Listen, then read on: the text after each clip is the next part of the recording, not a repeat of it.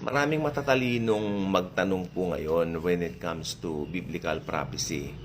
Maraming mga intelligent na mga kaisipan na na-encounter ko lately. Matatalino po yung mga tanong actually because somehow or somewhat we focus on these things tapos biglang may paano pag ganito, paano pag ganyan. Yung mga ganun po wag natin kukontrahin ano po. Dahil matatalinong katanungan po yun. They're asking questions dahil interested po sila, no?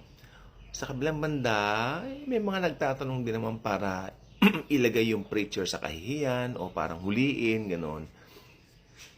Since I have the discernment of the Holy Spirit naman, alam ko naman when to answer things up, di ba? Alam ko rin naman when to stop and to just choose to shut my big mouth up. So, ganun na lang po ang ginagawa ko ngayon. Pero yung nagtanong po kasi, matalino yung question niya.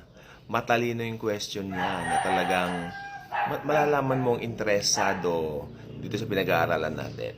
Sabi niya, pagpapapugot lang daw bang gagawin? Samantalang marami naman. No? Aside from guillotine, meron din pong pwede raw i-torture. Pwede rin naman daw barilin. Sabagay, tama naman po siya. Entertainin lang po natin yung thoughts. Hindi naman po masama. Kaya nga po may mga ganito tayo, mga vlogs. Let's entertain, no? Kasi tignan po natin to. The mark of the beast is a concept from the book of Revelation. Ayan. In the Bible. Primarily detailed in Revelation chapter 13, verses 16 to 18. Alam naman natin yan. Describing a future time of tribulation and the rise of the malevolent global power that compels people to receive a mark to participate in commerce and daily life with severe consequences for refusal. Yung mga tatanggi talagang mananagot. Pero isip-isipin nyo, yung mga tatanggi dito, sila yung magiging tribulation saints Kasi nga in the Bible, beheading, ito po, makinig mabuti Tingnan nyo sa Biblia, yung beheading binanggit yan kasi nakalagay doon sa Book of Revelation, silang mga pinugutan dahil kay Kristo. Specific, hindi naman binanggit na those who died because of Christ, no. Those who were beheaded because of the Lord Jesus Christ, ayan ang eksaktong nakalagay sa Biblia. So beheaded, you know what? Oo, ang binanggit din in the Bible, beheading is specifically mentioned. Ayan sa Revelation chapter 20 verse 4. Buksan niyo mga Bible nyo kasi para makita nyo. In the Bible, beheading is specifically mentioned as a method of execution for those who will refuse the mark of the beast. Revelation chapter 20 verse 4. Pero some interpretation suggest other potential fates. Ito na. May mga potential din pala na iba. Ano yon? Pwede rin daw starvation, gugutumin. Sabi ko yung palagay ko mamaya. Gugutumin due to being unable to buy or sell. Ewan ko. Kasi para po sa akin, i-starve pa ba nila yung tao? Pwede nilang patayin, di ba? Pwede nilang barilin o beheadin. Yung barilin, pwede pa. Beheaded, pwede pa. Pero, you know what? I-starve pa nila. Ewan ko po. Medyo ako dito. Kaya nga po sasagot naman ako, sabi ko, yung pananaw ko naman. Di ba? Yan, ito torture bago mamatay. Pwede yan. Though these are not explicitly detailed as execution methods in the text. Kasi po, ang execution method na binanggit lang po, beheading.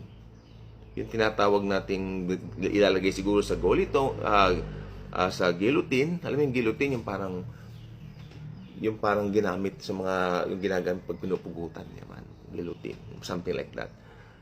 Kaya kung napanood niyo yung mga pelikula like Left Behind series, yung decapitation by guillotine, yan po yung main punishment nila doon Tapos nakalagay din doon with public torture for those caught with a fake mark. Sa pelikula lang po yan ang mga Left Behind but this is a creative interpretation, not biblical fact. Actually, maraming Left Behind series na nagustuhan ko lang po talaga yung kay Nicolas Cage. Kasi yun ang pinakamalapit sa biblical na paraan, or should I say, presentation on how they present it in a biblical manner. Kasi napaka-importante po talaga na biblical din yung pinapanood mo. Especially when you read the Bible, di ba? studying it. Oh, it's important to note that the concept is highly symbolic and interpreted differently. Marami po nag-i-interpret niyan across various theological frameworks. Moreover, in reality, taking human life is illegal and morally wrong in almost all societies, and violence is never an acceptable solution to any issue. Alam naman natin yan. Bilang nag-aaral ng Bible, napakahalaga po ng buhay. No? Pero dahil sa tribulation, great tribulation ka muna, batas na po ng Antikristo yan. Kalaban ni Kristo yan. Lahat ino-oppose niya tungkol sa Panginoong Hesus. Talaga yung kabaligtaran. Sabi ni Jesus, I came to give you life. Pero yung Antichrist, He came to give those left behind death. Amen? Kung ayaw sumunod sa Kanya. So, tingnan po natin mabuti. Yung dito, marami po talagang mga bagay na pwedeng i-consider dito sa mga topic natin, no? Pero, while sabi ko nga, entertainin natin. Pwede raw i-starve, pwedeng i-torture, pwedeng barilin, pwedeng ano. Pero kasi ang Bible, very specific siya doon sa pupugutan, no? Siguro by guillotine, you know what? Pwede ako mag-agree sa guillotine. May guillotine pa ba during that time? Yung guillotine naman na yan, paraan pa yan nung kopong-kopong. Maaaring iba na ang paraan during that time. Pero siguro pugot pa. Never mind, hindi natin naabutan yung sa biyaya ng Panginoon. Irarapture na po tayo. No?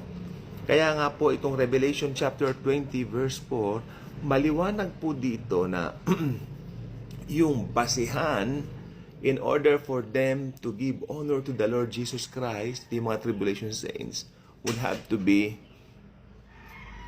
by, alam nyo na, pugot, something like beheading. Pero tignan po natin mabuti yung konsepto ng overall, pagiging overall ng lahat ng ito. No? Makikita po natin ang konsepto sa overall lahat ng ito, yung buhay tatanggalin. Mawawala ng buhay ang sinumang tatanggi sa mark of the beast. No? Ganun pa man sabi ko nga po, hindi natin problema yan. Pero we need to sometimes give some thoughts or considerations. Lalo na may mga nagtatanong po sa atin na paano yung ganito, paano yung matatalinong katanungan po. Alam ninyo ha, kung nagtatanong ang mga tao sa inyo, lalo na interesado, huwag kayong magagalit. Sagutin po ninyo. No? Sagutin po ninyo. Kayong mga nasa institutional church, mga pastor, yung mga members ninyo, kung nagtatanong sa inyo, huwag kayong magagalit sapagkat matalinong hakbang yan na talagang interesado po sila. Yung iba kasi mga pastor ngayon, pagka tinatanong, kala china-challenge yung authority nila. Di ba? Akala nung iba, pag tinatanong, parang kinukumpit sila. O parang na-challenge sila, parang dinidare sila or something. Hindi po ganyan. Sagutin po natin. At higit po sa lahat, ibibigay nila yung salitang, kumukontra ka sa akin, kumukontra ka sa Diyos. Hindi po ganun. Maganda yung nagtatanong po tayo. Like yung nagtanong po kahapon, very, very wise. No? Ibig sabihin, nag-aaral talaga siya. Pag narinig niya yung mga messages sa Daily Good Vibes, tinatanong niya yan dito sa isip niya. Ano? May naglalaro sa isip niya. Hindi lang po naglalaro sapagkat ito yung mga katotohanan. And I believe somehow or somewhat the Holy Spirit did para magtanungan tayo regarding dito. Overall, yung conclusion ko, sabi kasi sa Revelation chapter 20 verse 4, silang mga pinugutan dahil kay Kristo. So I believe for me, ang pinaka-main pa rin yung pugutan ng ulo rather than those. Kinonsider lang naman natin at nang may mapag-usapan tayo dito sa ating channel. Ka-good vibes ka na ba? Kung hindi ka pa ka-good vibes, inaanyayahan kitang maging ka-good vibes na pakiclick mo ang subscribe button na yan. Share this video. Share Jesus, His love, His grace. Ang devotion ko po kanina, yung if God is for us, who can be against us? Yes, if you are a born-again believer, no one will go against you. Because Jesus is always with us. Mahal na mahal niya tayo. Thank you again sa inyong panunood. Continue to watch these videos na si Jesus lang ang God bless everyone.